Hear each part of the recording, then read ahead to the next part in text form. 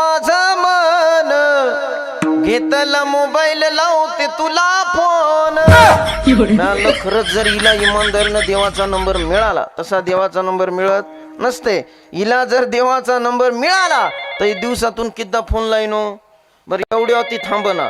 तुझी रे आठवण लई लई येते म्हणून तुला मी मिस कॉल देते. आता देवाला मिस कॉल द्याला तुझ्या मोबाईल मधलं का बॅलन्स संपलं, रिचार्ज संपलं का, काय झालं नेमकं. एवढ्या थांब ना बाबा. ती बाई ती काय म्हणाली, मला देवा घी तू रे देवा माझा नंबर कर रे शेव.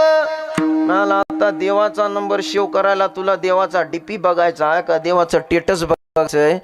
हे भजन झाल्याच्या नंतर बाबा इमानदारीनं तुम्हाला सांगतो, दुसऱ्या बाईने एक भजन म्हणलं आणि ते भजन ऐकल्याच्या नंतर मला 3 दिवस असं मळमळच करू लागलं बघा.